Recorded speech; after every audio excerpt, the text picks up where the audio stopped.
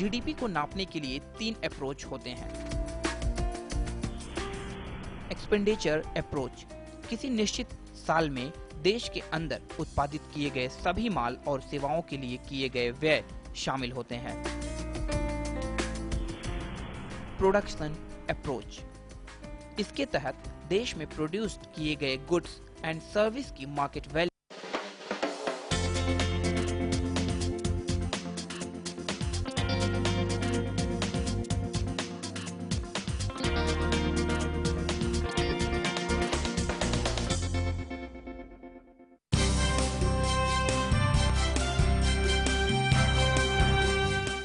Lemon news में आप सभी का स्वागत है। मैं हूं सैयद सलमान और आप देख रहे हैं फेस टू फेस।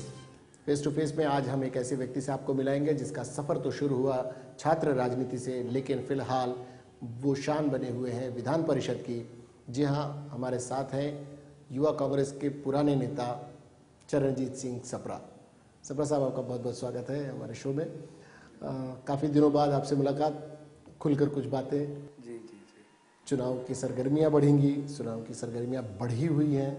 आपने देखा दिल्ली वगैरह के रिजल्ट ने पूरे एक समा कुछ अलग बांध दिया है। आप यूथ की राजनीति कर चुके हैं, आप एनएसयूआई से जुड़े रहे हैं। इन पूरी परिस्थितियों को आप देखकर आज अगर कहें, कल अगर चुनाव होते हैं तो कहाँ पाते हैं कांग्रेस को? देखिए, चुनाव होते हैं तो कांग्रेस ने अपने इस दौर में बहुत से काम किए हैं। राज्य की कांग्रेस पार्टी ने, कांग्रेस सरकार ने और केंद्र की कांग्रेस सरकार ने, तो वो किए हुए कामों के आधार पर हम उस चुनाव को जीत सकते हैं। ऐसी कोई दिक्कत वाली बात नहीं है। आप उस चीज को दिल्ली से अगर कंपेयर करते हैं तो दिल्ली और महाराष्ट्र में बहुत सा अंतर है। महाराष्ट्र की सरकार ने जो महाराष्ट्र के लोगों की ज़रूरतें पूरी की हैं, जो इशू जो मुंबई या महाराष्ट्र के हैं, जिस पे प्राथमिकता पर काम किया है, तो ऐसे अनेक चीजें हैं जहां पर काम हुआ है। और मुझे लगता है कि उसके आधार पर अगर इमीडिएट चुनाव भी आते हैं तो हम उससे कामयाबी उसमें हासिल कर जैसे कल मैंने कहा कि कल चुनाव हो जाए, सिर्फ दिल्ली नहीं, आपने कहा कुछ काम है, उन कामों पर हम आते हैं। क्या काम हुए? राजस्थान आपने गंवा दिया, दिल्ली आपने गंवाई। लोगों ने कहा था कि छत्तीसगढ़ आ सकता है, छत्तीसगढ़ आते आते नहीं आया, यानी गंवाने की दिशा में रहे। जबकि ये कहा गया कि यूथ का चेहरा मोहरा बदलने की राजनीति कांग्रेस की तरफ से शुरू हुई है। चूक कहाँ हुई? मुझे ऐसे लगता है कि कहीं पर थोड़ा सा हम पीछे रहे हैं। अगर हमको नौजवानों को उतारना भी था तो थोड़ा सा जल्दी उतारना था। तो वो जो एक थोड़ा सा अंतर रह गया है, जिसको हमारे वाइस प्रेसिडेंट श्री राहुल गांधी जी जिसको अब तेजी से पूरा कर रहे हैं, जो आप पिछले ये कुछ दिनों में देख रहे हैं कि जो निर्णय हो रहे हैं या आने वाले दिनों में जो निर्णय होने हैं, जिसके संकेत हमको नजर आ रहे हैं, तो अब वो जरा तेजी से काम चला है। मेरे ख्याल से वो उसको कवर अप कर लेंगे। कभी कभी बातें होती हैं, जैसे कुछ बीत जाने के बाद, कुछ हो जाने के बाद, घटनाएं घटने के बाद कांग्रेस की ये एक अजीब सी परंपरा बन गई है कि कुछ होता है तब डिसीजन लेते हैं। जैसे महाराष्ट्र में जादू टोना का बिल हुआ, दाभोलकर की हत्या के पहले भी ये चीज़ हो सकती थी। आनंद फानंद में वो करना पड़ा और किया। अगर कर सकते थे तो पहले क्यों नहीं किया? बिल्कुल जन लोकपाल वाले बिल की बात थी।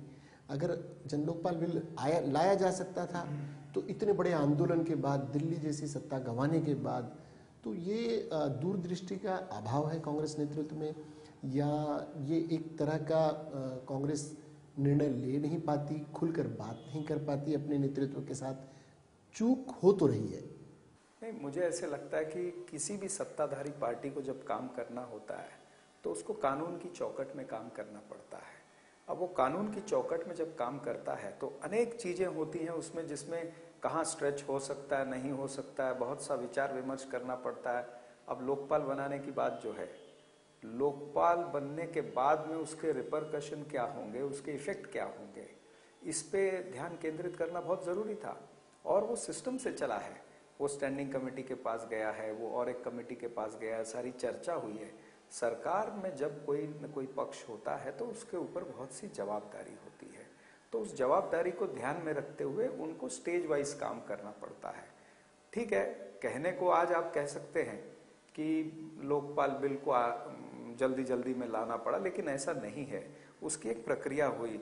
ठीक है, अन्ना हजारे जी ने वहां पर आंदोलन किया दिल्ली में, वहां से प्रक्रिया थोड़ी तेजी से शुरू हुई। लेकिन प्रक्रिया तो करनी पड़ेगी, पार्लियामेंट्री प्रोसेस है वो। एक पार्लियामेंट्री कमेटी के सामने उसको जाना ही है, उस पार्लियामेंट्री कमेटी ने उस पर चर्चा करनी है, उसके जो भी रिकमेंडेशन आने हैं उसके ऊपर एक्शन टेकन रिपोर्ट बननी है। तो ये जो सारी चीजें हैं ये करना बहुत जरूरी है सत्ताधारी पक्ष को। ऐसे ही अगर हम किसी से डर के उसको लोकपाल बिल को लागू कर दें तो उसका कहीं पर नेगेटिव असर भी पड़ सकता है। सत्ता में रहने के कई अगर लाभ हैं तो नुकसान भी है। अब जैसे आपने दाभोलकर जी का कहा जी, अब ये जादू टोना का बिल लाना है और वो आ रहा है, उस पर चर्चा हो रही है, एक प्रक्रिया चल रही थी जी। उसके दौरान दाभोलकर जी का उनकी हत्या हो गई। तो इसका ये मतलब नहीं है कि हत्या होने के बाद में हमने उसको स्पीड अप कर दिया। अब वो उस स्टेज पर आ ही गया था कि उसको हाउस में लाना ही था, उसको अधिवेशन में लाना ही था। दुर्भाग्यपूर्ण घटना घटी, उनकी हत्या हुई और वो यहाँ पर हाउस में आया। अगर उनकी हत्या नहीं भी होती तो भी हाउस में तो आना ही था उसने। हाँ आनंद, होता ये है राजनीति में रहने वाले लोग, राजनीति को समझने वाले लोग इसे बड़ी आसानी से समझ सकते हैं, वो एक प्रक्रिया है समझाना। लेकिन जब आम जनता में ये बातें जाती हैं तो जो सरसरी तौर पर नज़र आता है तो नज़र यही आता है कि फौरन कैबिनेट ने उसे पास कर दिया, फिर जिस तरह से पास होना चाहिए था उस प्रोसेस से पास हुआ।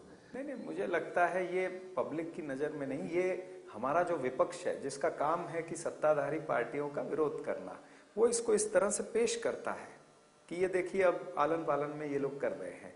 तो वो उस तरह से एक इमेज बनाने की कोशिश सत्ताधारी पक्ष के विरुद्ध में ये ऑपोजिशन के लोग करते हैं। उनका रोल है, वो अपना रोल अदा कर रहे हैं, हम अपना रोल अदा कर रहे हैं, उसमें कोई मुझे नहीं लगता कि कोई गलत हो रहा है। इस रोल में कहीं चूक न हो जाए? नहीं, मुझे नहीं लगता। देखो, अगर हम जल्दी भी उसको करते, अगर प्रोसेस से नहीं जाते हैं तब तो चूक निश्चित है उसमें, और फिर उसका खामियाजा पूरे राज्य को, पूरे देश को भुगतना पड़ेगा। तो अनेक चीजों पर इस पे विचार करना पड़ेगा। ये सब तकनीकी चीज़ें हैं, तकनीकी कारणों से इसे पीछे धकेल दिया गया, आगे ले आए, जल्दी हुई। लेकिन जो चीज़ें जनता से जुड़ी हुई, जनता के काम करने की हैं, जनता के बीच में छवि बनाने की जो बातें हैं, उसमें आकंठ डूबी हुई है कांग्रेस। ये एक आम धारणा बन गई है पूरे देश की। महाराष्ट्र अब कहने के लिए प्रधानमंत्री मिस्टर क्लीन है, महाराष्ट्र में मुख्यमंत्री मिस्टर क्लीन है, लेकिन छींटों से बच नहीं सके हैं। ऐसे में जब आप चुनाव में उतरेंगे, आप जैसे लोग जिन्होंने संगठन का भी काम किया है और जो संवैधानिक पदों पर आप लोग निर्वाचित भी हुए हैं, तब किस तरह की परिस्थितियां बनेंगी और किस तरह जनता का सामना करेंगे? एक अलग शक्ति भी इस बीच आ चुकी है। देखिए, ऐसा है, जब एक पक्ष 10 साल 15 साल सत्ता में रहता है तो एक डिसएडवांटेज तो होता है, उसका एक एंटी एस्टैब्लिशमेंट वोट बनता रहता है। कितने ही काम सत्ताधारी पक्ष करे, कहीं ना कहीं ऑपोजिशन विपक्ष उसकी गलती निकालता है और कहीं ना कहीं सत्ताधारी पक्ष फंसता भी है, कहीं जवाब देने में असमर्थ भी रहता है, कहीं सत्ताधारी पक्ष क्या अपने कामों में रुझा रहता है और वो विपक्ष का ठीक तरह से जवाब नहीं दे पाता। ऐसे कई कारण होते हैं जिस वजह से सत्ताधारी पक्ष का एक एंटी एस्टैब्लिशमेंट वोट बनता है। लेकिन कांग्रेस पार्टी को इस एंटी एस्टैब्लिशमेंट वोट जो बना है, यहां भी 15 साल अब पूरे होंगे, महाराष्ट्र में भी, तो जिस तरह से शीला दीक्षित के 15 साल पूरे हुए, यहां भी 15 साल हो रहे हैं, तो खतरे की घंटी तो है कांग्रेस को, लेकिन उससे सतर्क रहना पड़ेगा और उसके तोड़ निकालने पड़ेंगे कांग्रेस पक्ष को, जो निश्चित रूप से हमारे मुख्यमंत्री श्री पृथ्वीराज चौहान साहब कर ही रहे हैं, पीसीसी प्रेसिडेंट माणिकराव ठाकरे जी कर ही रहे हैं, हमारे मुंबई कांग्रेस के अध्यक्ष कर रहे हैं, और जो सीएम साहब ने या महाराष्ट्र की सरकार ने काम किए हैं, खास करके मुंबई के बारे में या महाराष्ट्र के बारे में। अब जैसे दुष्काल हुआ तो दुष्काल में सरकार कोई चुपचाप नहीं बैठी रही, सरकार ने जाकर के जगह जगह पर काम किया है, जो वहां पर पूर्तता करनी चाहिए थी वो सारी की है। नहीं तो आज दुष्काल इतना भयानक था महाराष्ट्र में कि उसका बहुत सा नेगेटिव रिपरकशन कांग्रेस पे आता था, राष्ट्रवादी कांग्रेस पे आता था, उसको कंट्रोल किया है। तो इस तरह के अनेक काम, मुंबई में मेट्रो रेल ले आना, मुंबई में मोनो रेल की शुरुआत करनी, मुंबई में अनेक फ्लाईओवर लाने, अनेक लिंक रोड्स को जोड़ना, जो सांता क्रूज से चेंबूर लिंक रोड जुड़ेगी, या इसी तरह की अनेक चीजें, यहाँ से जो एयरपोर्ट से एक फ्लाईओवर बन रहा है जो सहार एयरपोर्ट पे निकलेगा। मीठी रिवर के फ्लाईओवर बनाने, एक फ्लाईओवर कल ही उद्घाटन हुआ जो एयरपोर्ट से साकिनाका को 5 मिनट में जोड़ेगा। तो ऐसे अनेक योजनाएं, इंफ्रास्ट्रक्चर के प्रोजेक्ट महाराष्ट्र की सरकार ने किए हैं। सी लिंक का प्रोजेक्ट नया पाइपलाइन में है। कोस्टल रोड के बारे में मुख्यमंत्री बहुत सीरियस हैं। वन विभाग की जो झोपड़पट्टी है मुंबई में, उसके बारे में सीरियसली विचार चल रहा है। अब मैं खुद प्रधानमंत्री साहब से कुछ दिन पहले मिला था और हमने इस फॉरेस्ट के विषय पर बहुत डिटेल में चर्चा की है और उन्होंने आश्वासन दिया कि जो आपको सहायता मिनिस्ट्री ऑफ एनवायरनमेंट से चाहिए होगी वो हम वहाँ से केंद्र से करेंगे। तो इस तरह से मिलजुल के जो काम हो रहे हैं वो जो मुंबई के लोगों की या महाराष्ट्र के लोगों की ज़रूरत है उसकी पूर्तता कांग्रेस तो कर रही है। हाँ, ऑपोजिशन के वार से कितना हमको बचना है वो हमको जरूर तुरंत वो फास्ट एक्शन करना पड़ेगा। दो चीज़ें हैं, एक अच्छी लंबी फहरिस्त आपने बताई काम की, ये काम हो रहे हैं। खैर ये सरकार के काम भी है, जिम्मेदारी भी है। सरकार जितनी सेवाएं दे जनता को वो कम ही है। ये काम होना, विपक्ष के निशाने पर भी होना और अपने कामों की सूची जनता तक पहुंचती रही, इसमें कहीं ना कहीं फेल हुई है सरकार। ऐसा नहीं लगता आपको कि जितने काम बेहतर तरीके से हुए हैं, ये आगामी इलेक्शन पूरी तरह से पीआर का इलेक्शन हो जाएगा? प्रचार जिस तरह से होना चाहिए उसका हुआ नहीं होगा। अन्यथा विपक्ष इतनी आक्रामकता से जवाब तो नहीं दे पाता। अगर इतने बेहतर काम होते तो काम बेहतर हो सकते हैं, ये हम नहीं कहेंगे, जनता कहेगी, आप लोग कहेंगे, पर आक्रामक विपक्ष ज़्यादा नजर आता है। देखो ऐसा है, विपक्ष जो है वो काम पर चर्चा कर ही नहीं रहा। विपक्ष चर्चा कर रहा है या तो जातिवाद पे चर्चा कर रहा है, कुछ न कुछ जनता में मिसगाइड करने का मैसेज नरेंद्र मोदी या किसी के माध्यम से फैलाने की कोशिश कर रहे हैं। तो मुझे तो ये खतरा नजर आता है कि काम पर जो विपक्ष है वो चर्चा करने के लिए तैयार नहीं है। आप देखिए, किसी भी भारतीय जनता पार्टी के नेता की कोई स्टेटमेंट नहीं आएगी कि महाराष्ट्र में कब काम नहीं हुआ या ये काम नहीं हुआ, वो काम नहीं हुआ। उनकी स्टेटमेंट यही आती है कि कहीं न कहीं जो जातिवादी शक्तियां हैं उनको फिर से उभारा जाए और फिर उसमें एक डिवाइड ला करके चुनाव आने तक उसको सामने खड़ा कर दिया जाए, जिसका फायदा हिंदू वोट कंसोलिडेट होकर बीजेपी को पड़े और जो दूसरी वोटें हैं वो बिखर जाएं इस तरह से। तो अगर इस तरह की बातें होती हैं, दूसरी तरफ अगर वो अपने मतों को पूरा ध्रुवीकरण चाहते हैं, इल्ज़ाम कांग्रेस पर भी लगता है कि वो कहीं ना कहीं अल्पसंख्यकों की तुष्टीकरण करती है। अगर वो बेहतर काम करती है तो उंगली उठती है, नहीं करती है तो उंगली कटती है। तो ऐसे में बड़ा मुश्किल नहीं होगा आगामी चुनाव में आप लोगों के लिए जनता के बीच जाना?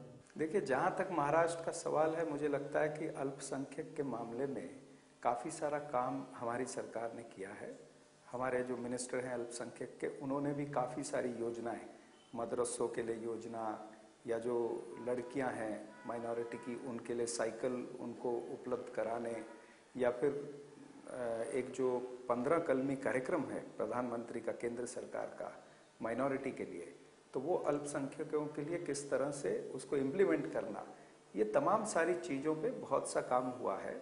मौलाना आज़ाद कमीशन हमारे पास है, जिसके तहत अनेक माइनॉरिटी के जो गरीब तबके के लोग हैं उनको कुछ न कुछ अनुदान मिला है, कुछ न कुछ पैसे पढ़ाई के लिए स्कॉलरशिप मिली है। ऐसे बहुत सा काम माइनॉरिटी में हुआ है। चलिए, इस जरिए आप काम कर रहे हो, पर अब कहने को ये है कि 65 से 70%, ठीक ठाक आंकड़े कोई नहीं बता पा रहा है, पर ये एक अनुमान है कि 65 से 70% युवा मतदाता इस बार मताधिकार का प्रयोग करेगा। आप पेशवाई में रहे हैं, आप यूथ में रहे हैं, यूथ के मुंबई के अध्यक्ष रहे हैं, मुंबई की नब्ज को जानते हैं, युवा वर्ग को जानते हैं। लगता है कि वो युवा वर्ग, जब आप मुंबई अध्यक्ष थे, उस दौर का युवा, आज के युवा, जो सोशल मीडिया में जिस तरह से तब्दील हुआ है, सोशल मीडिया में जिस तरह के प्रचार तंत्र काम करते हैं, उसमें कहाँ पाते हैं अपने फॉलोअर्स को, अन्य फॉलोअर्स को, और एक जो नई खेप तैयार हो रही है, हम उसका नाम लेकर ही जिक्र कर लें, केजरीवाल के रूप में, जिस तरह से बातें होती हैं, केजरीवाल, मोदी और फिर राहुल गांधी कहाँ पाते हैं? आप देखिए, सोशल मीडिया को टच कीजिए, आप कहीं ना कहीं 19-18 पढ़ते हैं। क्यों? देखिए, ऐसे है कि पहले जो यूथ था हमारा और आज के यूथ में एक तो फर्क है। पहले का यूथ जो था वो आक्रामक था फील्ड में, अभी जो यूथ है वो आक्रामक है सोशल मीडिया में। तो ये थोड़ा कहीं ना कहीं अंतर आ रहा है। हमारे लोग भी जो नौजवान पीढ़ी है वो ग्रास रूट में फिजिकली घूमने के बजाय वो भी सोशल मीडिया के जरिए से ही अपना काम करना चाहते हैं। तो ये नुकसानदेह हुआ, समाज के लिए भी नुकसानदेह हुआ। समय ऐसा आ रहा है कि जहां पर आपको यूथ चाहिए कि जो लोगों के बीच में उतर के भी काम करे। केवल कंप्यूटर पर, लैपटॉप पर बैठ करके अगर वो योजनाएं बनाता रहे तो योजना इंप्लीमेंट करने के लिए तो आपको उतरना पड़ेगा। तो आपको लग रहा है कि आज का यूथ उतर रहा है? आपका कम से कम यूथ कांग्रेस का कार्यकर्ता जो दौर, सप्रा साहब आपके मुंह की देख की नहीं कह रहे हैं, आपके बाद ये बताएं कि वो चीज कहाँ है? यूथ कांग्रेस है कहाँ? कहने को आपके संगठन की बात है, हम समझ सकते हैं कि आप उतना एग्रेसिवली नहीं बात करेंगे, लेकिन राहुल गांधी के बाद जो चीज़ आनी चाहिए थी, जब आपका वाइस प्रेसिडेंट, आपका जनरल सेक्रेटरी रह चुके हैं, युवा मामलों के पूरा प्रभार उनके पास था, उन्होंने इलेक्शंस करवाए, सब कुछ कराए, लेकिन वो चीज़ नहीं निकल कर आ पा रही है। नहीं, इलेक्शन का जो प्रोसेस राहुल जी ने कराया वो तो ठीक है कि वो भी ये चाहते हैं कि पहले हम नेताओं की रिकमेंडेशन से सब पद दिए जाते थे, अब वो चाहते हैं कि निष्पक्ष हो जाए और एक डेमोक्रेटिक प्रोसेस से, लोकतांत्रिक तरीके से वो सारा चुनाव हो, और वो होता भी है और अच्छे लोग भी आ रहे हैं उसमें। लेकिन अंतर ये आ रहा है कि जो लोग आ रहे हैं उनको हम ट्रेनिंग नहीं दे पा रहे हैं कि किस तरह से यूथ ने काम करना चाहिए, किस तरह से कांग्रेस पार्टी ने एग्जीक्यूशन कैसा करना चाहिए। आप चुनाव जीत करके पद पे आ गए, लेकिन पार्टी के काम आपको किस तरह से करने हैं, जनता के बीच किस तरह से उतरना है, आपको पब्लिक के इश्यूज लेकर के किस लेवल पर जाना है। यानी एक लेवल होगा कि समझो महानगर पालिका का इशू है तो महानगर पालिका में जाना है, किस तरह से रिप्रेजेंट करना है। उससे ऊंचा विषय है वो राज्य शासन के पास आना है, उससे ऊंचा विषय है वो केंद्र सरकार के पास ट्रेनिंग की कमी। तो ये ट्रेनिंग जो है कहीं ना कहीं हमारा जो ये युवा है जो जीत करके आ रहा है चुनाव में, इलेक्शन प्रोसेस में कोई गलती नहीं है, लेकिन इलेक्शन प्रोसेस के बाद में जो उनको नॉलेज मिलनी चाहिए, या तो हम वो देने में थोड़े से कम है, या ये जो लोग जीत के आ रहे हैं ये उस ट्रेनिंग प्रोसेस को समझने में थोड़े से कम है। तो ये भी एक देखिए, विरोध करना बड़ा आसान होता है। एक साधारण उदाहरण देना हो तो हम कहें कि मैंने ये ड्रेस क्यों पहनी, आपने ये क्यों पहनी, ये बड़ा आसान होता है कहना, लेकिन मैंने क्यों पहनी और आपने क्यों पहनी इसे समझाना ज़रा मुश्किल होता है। तो ये कांग्रेसी कार्यकर्ताओं के साथ ये प्रॉब्लम तो नहीं आ रही है कि बेहतर चीज़ों को जनता के पास ले जाने में वही ट्रेनिंग का अभाव, जबकि विपक्ष पूरी आक्रामकता से आपकी कमियों को निकाल रहा है। मैं वही कह रहा हूँ, तो ये हमारे कमी फिर किसकी हुई? हमारे यूथ को एग्रेसिवली रास्ते पर उतरने की जरूरत है। आपको लगता है कोई उतर रहा है? यूथ उतरना चाहिए, नहीं उतर रहा मैं है। वही कह रहा हूँ कि जिस तरह से अभी आपने देखा आम आदमी पार्टी जी लोगों के विषय लेकर के रास्ते पे उतरे, लोगों ने पसंद किया उनको। नौजवानों के विषय लेकर के उतरेंगे, नौजवान पसंद करेंगे उसको। तो इस तरह से आज साधारण आदमी एक राजनीतिक व्यक्ति से बहुत कुछ चाहता है, बहुत इच्छा रखता है। वो ये चाहता है, उसको ऐसा समझने में कोई गलती भी नहीं लगती कि एक एमपी भी उसकी नाली साफ करा दे, एक एमएलए मिल जाए तो वो भी उसकी गली का काम करा दे, एक काउंसलर मिले तो वो भी उसकी गली का काम करा दे। अब लोगों की अपेक्षा ये हो गई है कि काउंसलर मिल जाए तो काउंसलर से काम करा ले, एमएलए मिल जाए तो वो, एमपी मिल जाए तो आपका यूथ बड़ा प्रैक्टिकल है। हम पुराने दौर में देखा करते थे, लोग कहते थे हमारा खून निकाल कर देख लो ये कांग्रेसी निकलेगा, हमारा खून निकाल कर देख लो ये संघी निकलेगा। इस तरह के बयान देने वाले पुरानी पीढ़ी हुआ करती थी जिसका राजनीति से कोई लेना देना नहीं होता था। वो मतदाता होते थे साधारण, लेकिन वो जुड़े होते थे, कहीं नेहरू से जुड़े हुए हैं, कहीं दीनदयाल उपाध्याय से जुड़े हुए हैं, कहीं गुरु गोलवलकर से जुड़े हुए हैं। लेकिन आज का यूथ काम देखता है, उसे रोजी चाहिए, उसे नौकरी चाहिए। तो उन चीज़ों को समझ पाने में कहाँ चूक हो रही है? तभी ऐसी शक्तियाँ आ रही हैं जो उनके इश्यूज को स्वर दे रही हैं, वो चाहे आप हो या कोई हो। तो वो चूक तो हो रही है। वही कह रहा हूं कि कहीं ना कहीं हम अपने यूथ को समझाने में कम पड़ रहे हैं, या हमारा यूथ इन चीजों को समझने में कम। तो जब जो लोग समझ गए, जो तीसरी शक्तियों की तरफ, तीसरी शक्ति में पॉलिटिकल शक्ति नहीं, जिस तरह से केजरीवाल जी बढ़े, कांग्रेस से नाराज गुट मोदी की तरफ आकर्षित हो रहा है, ऐसा बहुत कम सुनने में आ रहा है कि चलिए अब ये कांग्रेस की इस नीति को लेकर युवा वर्ग पूरी तरह सड़कों पर आया और उसने बहुत खुशियां मनाई। ऐसी योजनाएं नहीं आ पा रही हैं, तो इसका भी तो नुकसान उठाना पड़ेगा। और आप जैसे लोग जिन्होंने स्टूडेंट पॉलिटिक्स की हो, जिन्होंने यूथ में काम किया हो, क्या आप लोगों की जिम्मेदारियां नहीं बनती, या आपके जो केंद्रीय नेतृत्व के लोग हैं आप लोगों पर जिम्मेदारियां नहीं डाल पा रहे हैं, या कहाँ ये अड़चन आ रही है? आप समझ रहे होंगे कि कहाँ चूक हो रही है, कि फिर उसके बाद ऐसा ना हो कि सब कुछ लुटा के होश में आए तो क्या किया। नहीं, ऐसा नहीं है कि कांग्रेस पार्टी ने जो योजनाएं लाई हैं, जैसे नरेगा है, उसके बाद एम नरेगा आया, इस तरह से और जो योजनाएं हैं जो यूथ के लिए या काम करने वाले वर्ग के लिए है, उसका फायदा निश्चिंत होगा कांग्रेस को, ऐसा नहीं है कि नहीं होगा। और कई चीजें ऐसी हैं कि जहां पर जैसे राजीव गांधी आवास योजना है कि घर बना के रूरल एरिया में जो ग्रामीण क्षेत्र है वहां पर घर बना के एक कॉस्ट फिक्स किया है, उसमें दे रहे हैं। इसी तरह से शहर के इशू जो है कि जहां पर अब सबब में पहले एफएसआई कम होती थी, अब माननीय मुख्यमंत्री जी ने 0.33 एफएसआई उसमें बढ़ा दिया। अब आपकी जो रीडेवलपमेंट की पॉलिसी शहर में लगती थी, अब वो रीडेवलपमेंट की पॉलिसी सबब में भी लगेगी। तो इस तरह से ये जो कुल मिला के काम हो रहे हैं, इसका प्रचार हमारे यूथ को एग्रेसिवली करना ही पड़ेगा, कोई अल्टरनेट नहीं है। बिल्कुल एग्रेसिव ही होना पड़ेगा। आप यूथ से आए हुए हैं, आप जब खुद विधान परिषद में पहुंचे तो वो क्या चीज़ें थी जो आपको लगती थी कि अपने शहर के लिए करना चाहिए था? संगठन के स्तर पर एक सीमाएं थी, एक विधायक के नाते आपके लिए बड़ा आसान हो गया होगा। वो क्या चीज़ें थी जो आपने मुंबई शहर के लिए कर दी हो, जिसे आप गिना सकें या आपकी पार्टी फिर आपके कामों को ले जा सके? ऐसी कुछ चीज़ें तो रही होंगी जो आपने की होगी। जिस तरह से मैंने कहा कि ये 0.33 एफएसआई का विषय है, क्योंकि मैं मुलुंड में रहता हूँ, सबब में रहता हूँ, तो हमने इस विषय को 2 साल, इस शुरुआत की जब अशोक राव चौहान मुख्यमंत्री थे और पृथ्वीराज चौहान जी जब मुख्यमंत्री बने और नागपुर का पहला अधिवेशन था, उसके बाद में ये 0.33 एफएसआई को क्लियर किया गया। तो इसमें एक कंटिन्यूस फॉलोअप चर्चा और वो सारी कमेटी में हम रहे। उसके बाद में जो यूथ पॉलिसी बननी है महाराष्ट्र राज्य की, उसके अंदर हमारा योगदान रहा। फिर अनेक विषय जो मुंबई की मेट्रो ईस्टर्न सबब में 7वें स्टेज में आनी थी, उसको मैंने चर्चा करके उसको 3रे स्टेज में लाने का प्रस्ताव हमने मंजूर कराया है। आमतौर पर देखा गया है कि मुंबई में वेस्टर्न सबब को प्राथमिकता मिलती है, ईस्टर्न को नहीं मिलती है। कोई हॉस्पिटल सरकार का बनना है तो वो पहले वेस्टर्न में प्लान होता है, फिर ईस्टर्न में होता है। तो अब हमने सरकार से ईस्टर्न सबब में भी एक 300 बेड का trauma centre, super speciality hospital, वो भी पास कराया है। फिर हमने एक एडमिनिस्ट्रेटिव बिल्डिंग जिसमें सेशन कोर्ट रहेगी। सेशन कोर्ट के लिए ईस्टर्न सबब के लोगों को जाना पड़ता है वीटी तक, चर्च गेट तक। हमने वो डिमांड किया है कि वो मुलुंड में आनी चाहिए, मुलुंड में सरकार की जगह है।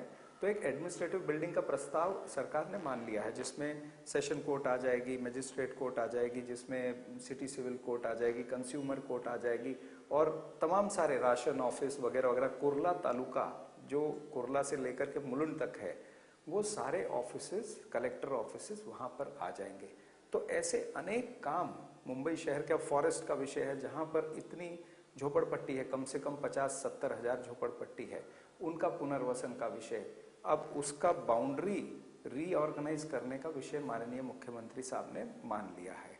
उसके लिए वो स्टेट वाइल्ड लाइफ बोर्ड को लिख रहे हैं और state wild life board central wild life board को रेकमेंड करेगा कि इसकी बाउंड्री चेंज की जाए। अगर वो होती है तो ये सारे स्लम वालों को रीलोकेट करने का वो काम बच जाता है। फिर प्राइवेट फॉरेस्ट लैंड, जो तमाम बिल्डिंगें प्राइवेट फॉरेस्ट लैंड पे आ गई हैं, ऐसे कम से कम 5 से 7 लाख लोग इफेक्टेड हैं। वो विषय हमने लिया हुआ है कि ये प्राइवेट फॉरेस्ट लैंड में ऑलरेडी है, इनकी कोई गलती नहीं है। सुप्रीम कोर्ट में उसका एफिडेविट दर्ज किया सरकार ने कि ये सरकार की गलती है कि रेवेन्यू को लेट पता चला। जितने प्रोजेक्ट्स आप बता रहे हैं, ये इन प्रोजेक्ट को और इन काम को लेकर अगर जाएं तो जनता पॉजिटिव हो सकती है। निश्चित है। अब तानसा पाइपलाइन का विषय था हमारे विभाग का, वहां पर स्लम को निकाल करके माहौल में कहीं कोने में रिहेबिलिटेट कर रहे थे। हमने मुख्यमंत्री के ध्यान में लाया कि मुलुंड के अंदर हमारे पास पुनर्वसन के फ्लैट पड़े हुए हैं, पीएपी प्रोजेक्ट इफेक्टेड लोगों के फ्लैट पड़े हुए, तो 400 फ्लैट पड़े थे, वो माननीय मुख्यमंत्री साहब ने उसको सैंक्शन किया। तो ऐसे 400 लोगों का पुनर्वसन जो मुलुंड से माहौल जाने वाले थे, वो मुलुंड के मुलुंड में रह गए। यानी आप लोगों के जो व्यक्तिगत स्तर पर जो प्रयास किया आपने एक विधायक के रूप में, वो भी जनता के बीच जाएंगे। एक चलते चलते एक जानना चाहेंगे, एक राजीव गांधी अवार्ड वगैरह भी आप किया करते थे, 12 साल तक लगातार किया, उन सब पे भी रोक लगी, वो फिर से शुरू होंगे बहुत चलते चलते? नहीं, लोगों का कहना है कि वो फिर से शुरू होना चाहिए। एक्टिविटीज रुकी हुई है। जो बातों का लबो लबाब ये निकला कि आपकी अपनी पार्टी की तरफ से एक्टिविटीज रुकी हुई है, इसे आगे बढ़ाने की जरूरत है। कुछ युवा वर्ग से कुछ कहना चाहेंगे? बस युवा वर्ग से यही कहना चाहूंगा कि आपकी जो जिम्मेवारियां हैं इस शहर के प्रति, इस राज्य के प्रति, क्योंकि हमारा तो जन्म ही इस राज्य में, इस शहर में हुआ है, तो हमारी जो जिम्मेवारियां हैं लोगों के प्रति और इस राज्य के प्रति, ये राज्य बहुत बड़ा है और महाराष्ट्र इसका नाम है। राष्ट्र एक होता है, ये तो महाराष्ट्र, राष्ट्रों का राष्ट्र महाराष्ट्र है ये। तो इस महाराष्ट्र के लिए हमको बहुत कुछ करना है और खास करके नौजवानों को बहुत कुछ करना है। हमारी ये जिम्मेवारी है। अगर हम राजनीतिक इसमें आए हैं फील्ड में, तो जिम्मेवारी है कि हमारे राज्य का नाम, हमारे महाराष्ट्र का नाम पूरे विश्व में ऊंचा होना चाहिए।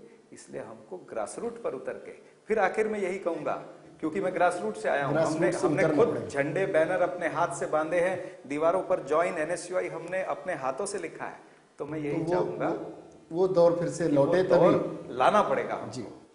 सप्रा साहब, आप आए, अपने बहुत सारी बातें की, बहुत सारी बातें छूटी, फिर कभी इस विषय पर लंबी बातें होंगी। बहुत बहुत शुक्रिया आपका फेस टू फेस में आने के लिए। ये थे चरणजीत सिंह सप्रा, जिनका विश्वास है कि फिर से अगर कांग्रेस का ग्रास रूट का कार्यकर्ता सड़कों पर उतर आए तो परिवर्तन की बयार को रोका जा सकता है और युवा वर्ग बहुत कुछ कर सकता है।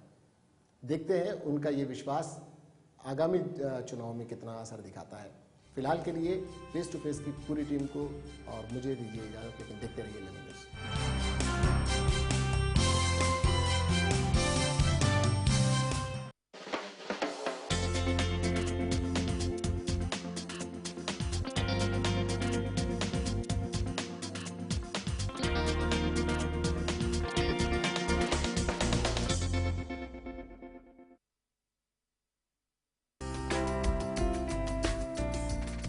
ग्रॉस डोमेस्टिक प्रोडक्ट्स यानी सकल घरेलू उत्पादन किसी देश की अर्थव्यवस्था की आर्थिक प्रदर्शन की बुनियादी माप है।